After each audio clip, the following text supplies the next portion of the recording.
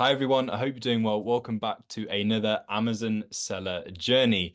Today I'm joined by Sam, who you will probably recognize from TikTok. He is one of the most prominent Amazon content creators on the platform, um, particularly for retail arbitrage. If you've seen any scouting videos, any sourcing scouting videos, you'll have probably seen Sam at some point. Sam, thank you so much for joining me on today's session. How are you doing? Yeah, I'm doing great, mate. Thank you. How are you? I'm very good, thank you. So this one I wanted to make a little bit different. We're not going to go too much into an origin because I want to break up these interviews a little bit more. Obviously, as I say, you would probably recognize Sam from TikTok. He would have probably come up on your feed at some point if you're into Amazon stuff on TikTok. So you'll probably already know a fair bit about Sam. Um, but one of the first things I wanted to ask you, obviously, retail arbitrage, that's your bread and butter. Can Mhm. you tell us a little bit about why, in particular, retail arbitrage is your go-to method? To be honest, I just find it quite fun, to be honest. I think of it as like a little game. You just go out and it's like a surprise. Like you never know what you're going to find. Yeah. When you do, it's like really rewarding because with retail arbitrage, the products tend to be a lot cheaper than wholesale, I find. So you Hmm. get better deals. Obviously, you're not buying much more, not buying pallets and pallets, but you better profit margins.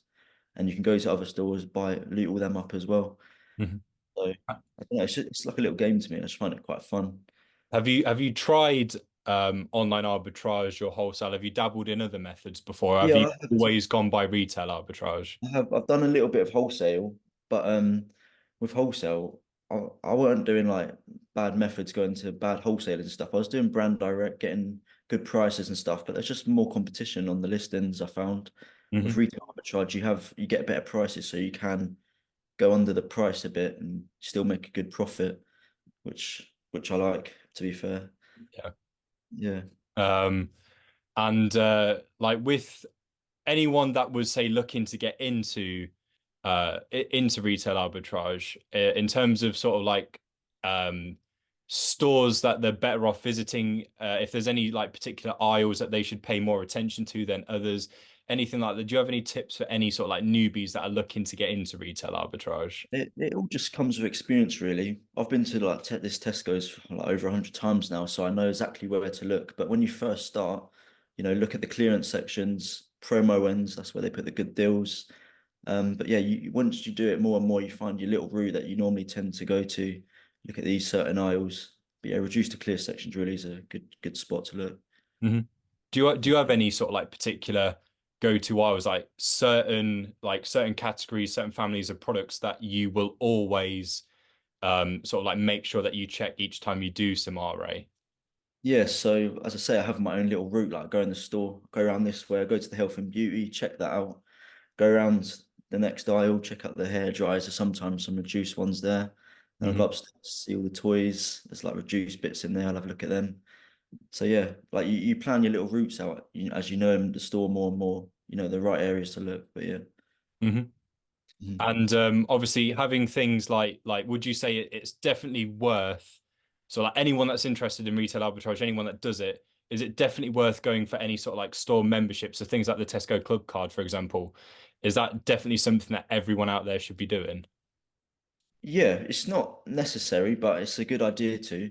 Like with my Yeah. club card, every time I use it, I'm building up more and more money I can take off and make even more profit. So there's always perks to these Hmm. memberships as such. So it's always good to have them. Yeah.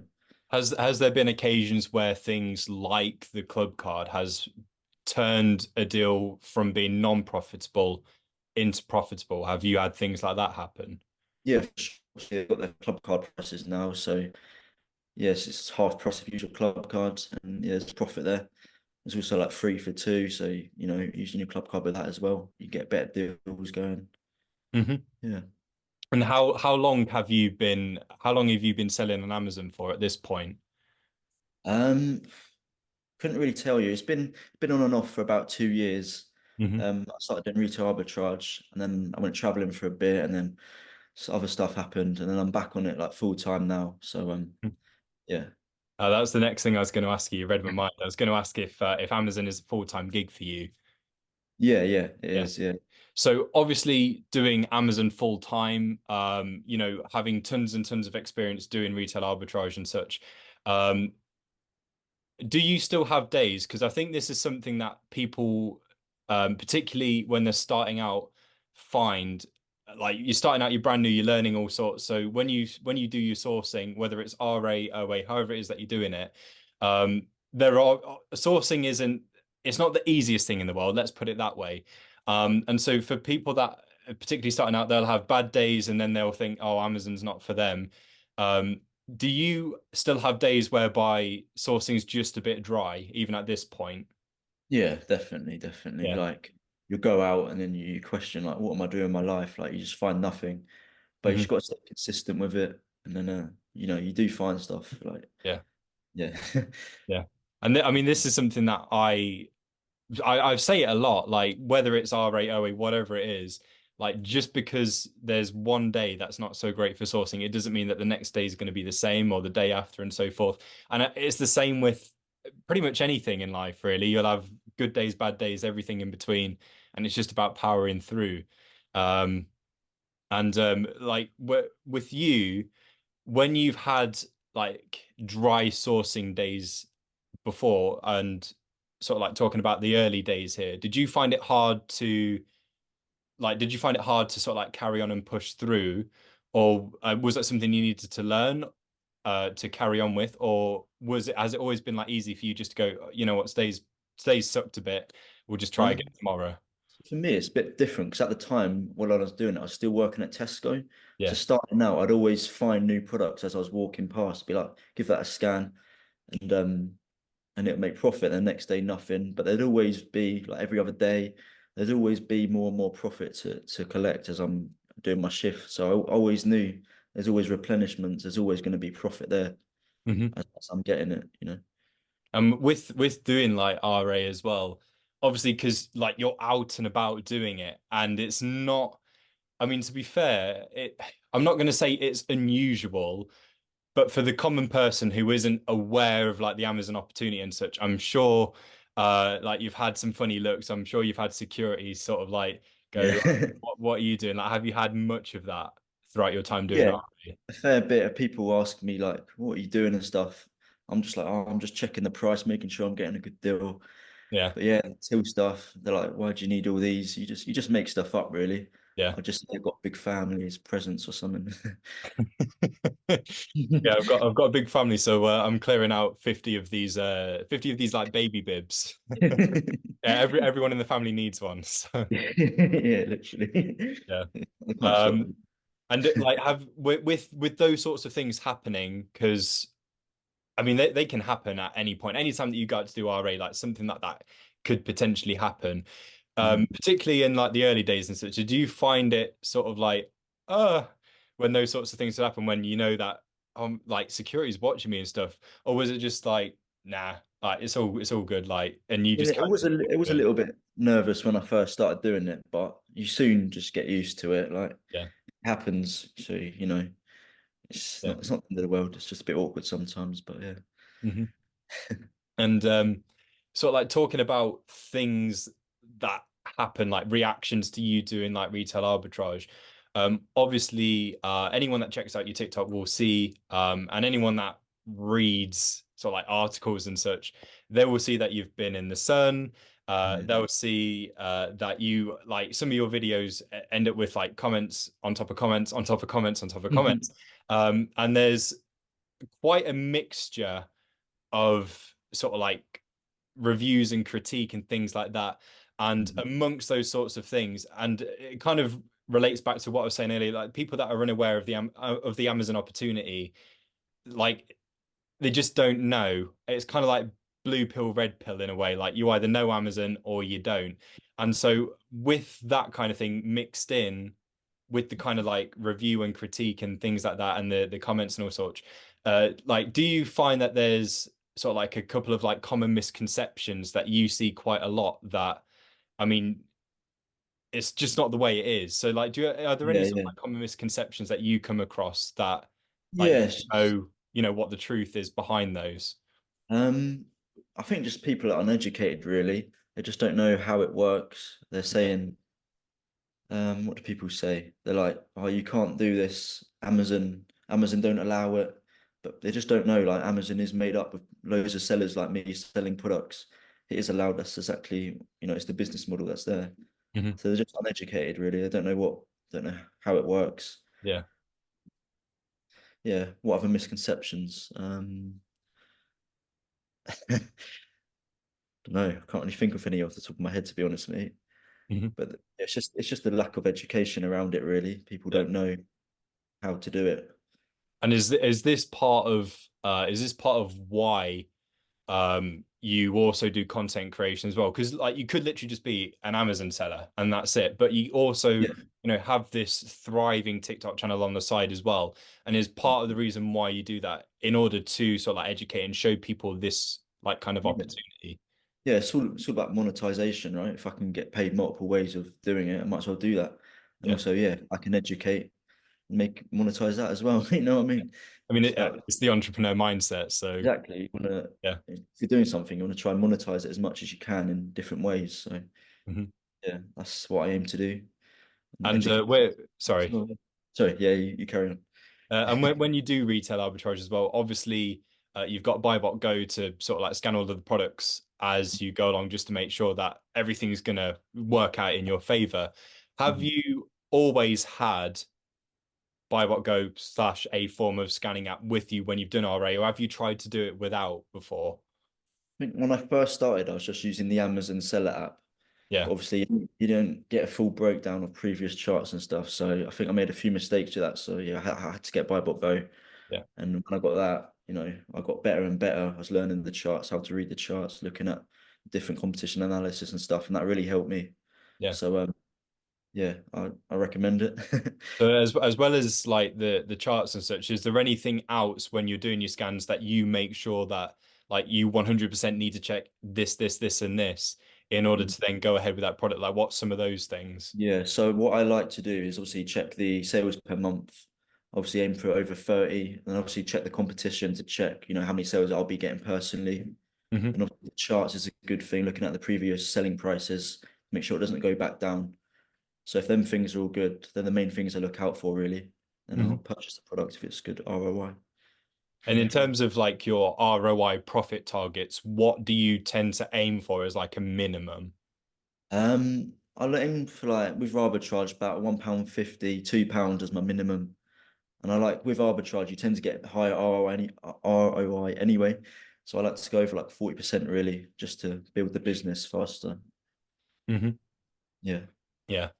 Um, yeah, I mean it makes sense like having that bit of flexibility as well with like your ROI and profit sort of like Mhm. opens up more avenues with kind of products that you can go ahead with.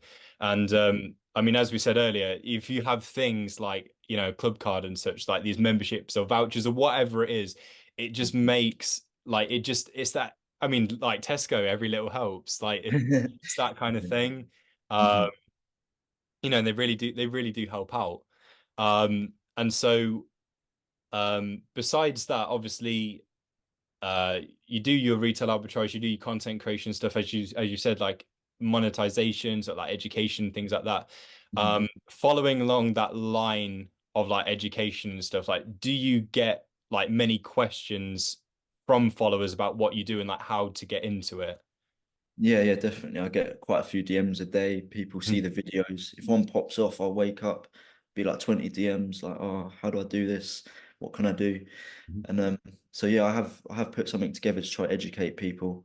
Yeah. So yeah, yeah.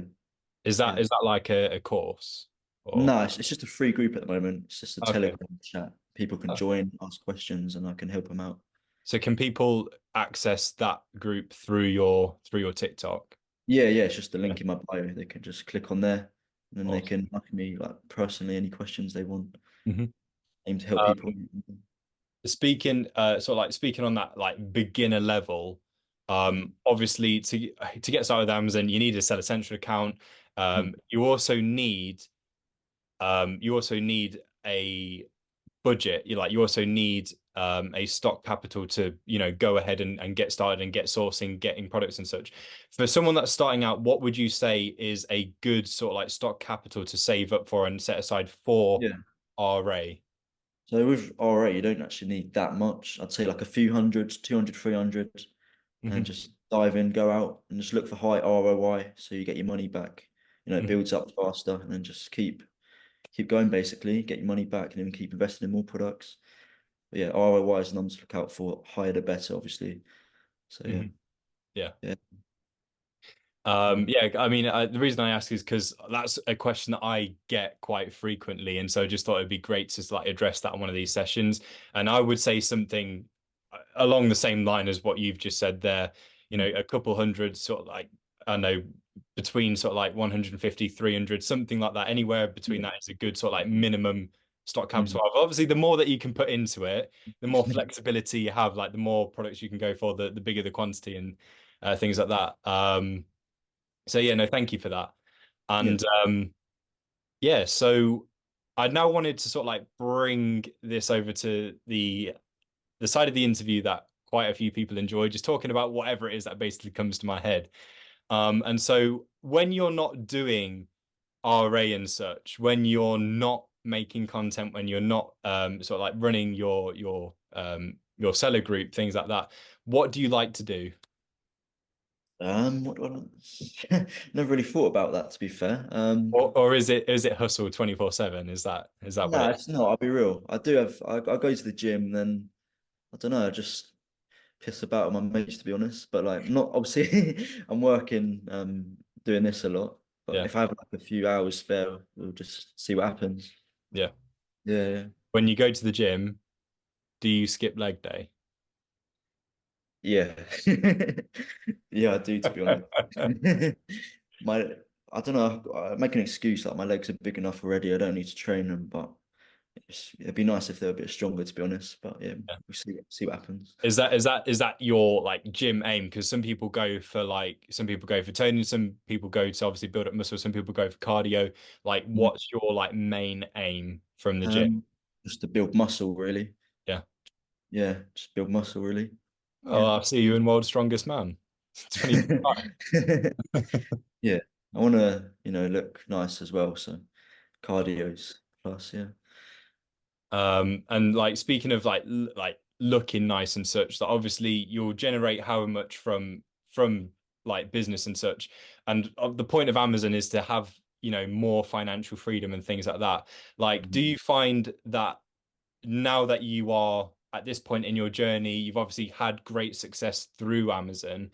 Like, do you find that your like tastes for like certain things in life like have gone up? So like for example, like before Amazon, it might have been that a 99p cheeseburger from McDonald's was like the like for you, whereas like now that you've obviously, as I say, had so much success through Amazon, is it now, no, I'd rather caviar. That's my Um, like, do you find that tastes have changed I through? mean, yes and no. Like I'm a basic guy. Like every day I just eat eggs for lunch. The same thing every day. Like it's cost a pound. You know what I mean? Like I don't know. And then like just other things like cars. I'm looking at like nicer cars and stuff. So Yeah. yes, it depends on what it is really. Hmm. Yeah. Yeah. And so, I mean, things like cars and such, like this is like these are the sort of things that sort of like people aspire to when they get into Amazon for the long haul. But obviously, Mm. it is a long haul. When you see things like, and it does come up quite frequently, when you see people say, or you see things about Amazon is a get rich quick scheme, what is your response to things like that? Um, Depends how you do Amazon. I mean, it's a simple business model. It just takes a lot of work to like find the products and stuff. But if you stay consistent, you can Mhm. make some good money with it. Yeah. Like, yeah, it depends on the person. Like, if you're going Mhm. to work hard, you can make a lot of money with it. And at this point, because you've been doing it for about 2 years now, Mhm. and obviously, as I say, generated quite a lot of success from it. Do Mhm. you have any functions in your business that are automated, whether it be by software, virtual assistant, anything like that, or is that something that you're looking to get more into a bit down the line? Yeah, something I'm like transitioning to at the moment. Been using Profit Protector a little bit. Just got my products in there, so that's automated. I don't have to worry about that. Yeah. So that's something that I use. So yeah. Yeah. Uh-huh. Mhm. And obviously I mean, I don't think that there's many people that wouldn't know at this point, but for anyone that was interested in following you on your journey, where can they find you? I'm mainly on TikTok, Sam's Journey, and then I've got an Instagram as well. It's Sam's 1M Journey. Hmm. So yeah, that's where I post all my content basically. Hmm. Yeah, that's where you find me. And obviously we'll link all of those in the bio as well. And one thing that I did want to ask, a lot of the there's quite a number of comments actually. It's like strangely, it's kind of like this weird obsession with people spotting it. People often mention about you talking with your hands. Is that Yeah. just the way that I mean I do it. I mean, look at me, I'm doing it. Yeah, yeah, yeah. Um, that's I mean, I am a I don't know what the word is. I don't know what you call it. A talk hand mover. I don't know. I don't I, know what you call it. I I'm know just that the one. same as you. Yeah. Um, and so I completely understand that because I've had some of the same things like said, like, why do you move your hands so much? Yeah. I can't help it. I just talk with my hands. Yeah. Um, yeah. And so when sort of like people say that kind of thing to you, like, do you say the same thing? Like, look, I can't help it. It's just what I do. I, I don't know. I don't realize that I do it that much. It Yeah. just when I put the video together. I don't know. I must do, but I don't know. It's a natural thing. Yeah. I don't like do it on purpose. I just do it. Yeah. I mean it's just like I don't know, it's just the way that it's just the way that you communicate really. It's like people that like can talk and they have such a straight face the entire time and they can be like, "Oh, I had a really great day today." And like then nothing happens with their face. And then you've got people that are really expressive with their faces and like people Yeah, that yeah, yeah. well, I know it's like with the voice as well, like very expressive voices to people that don't have very expressive. It's just another form of like I know it's just what makes you unique, I guess. Mhm. But yeah, I just wanted to say I am a hand talker person as well. I don't know if that's the right term for it, but Yeah. I completely support the hand movements. So Uh-huh. Thanks, mate. no worries. Um, cool. So thank you so much for having joined me on this session. Before we wrap up, is there any sort of like final points that you wanted to put to everyone who's watching? Um, Can be about Amazon, can be about RA, can be about sort of like that entrepreneur lifestyle in general, just just anything. keep pushing, what's saying from what you said earlier. You'll have days where you're not finding stuff, but stay consistent, keep pushing, and you'll soon make more and more money. So yeah. Mhm. You heard it there. So yeah, if you are looking to get into Amazon, if you are brand new to it and you are finding that you're having tough days, particularly with retail arbitrage, because you are physically hunting for things and you have those days, they will happen. It's just the way the cookie crumbles. But this is why I do these interviews. This is why I've got great sellers like Sam coming on and joining me to testify for what can happen when you carry on. And like, if you give up on a certain day, the very next day could be your best day ever. So don't give up. Mhm. And so yeah, once again, thank you so much, Sam, for having joined me. Really appreciate it and some really valuable tips there. I'm going to be linking all of Sam's socials, so the TikTok and such, in the description so you can find him and give him a follow. In terms of sort of like content creation, just a general question from myself. I was wondering, obviously TikTok is short form stuff. Have you ever thought about like sort of like longer things like what you can do through YouTube and such? Have you thought about anything like that? To be honest, I haven't really. Maybe in the future. But yeah, I haven't thought about it just yet.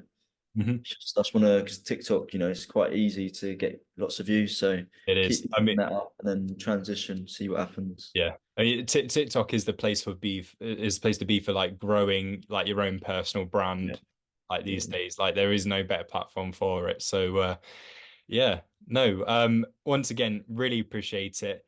Thank you to all of you who watched. This will go in the same playlist as what all of the other interviews are in as well. So if you want to catch up on them, you can do, and you can watch this episode as many times as you like. This will also be going up on our podcast as well. So if you want to give this a watch/listen again, you can check it out via the Online Arbitrage podcast. That's what they're going under.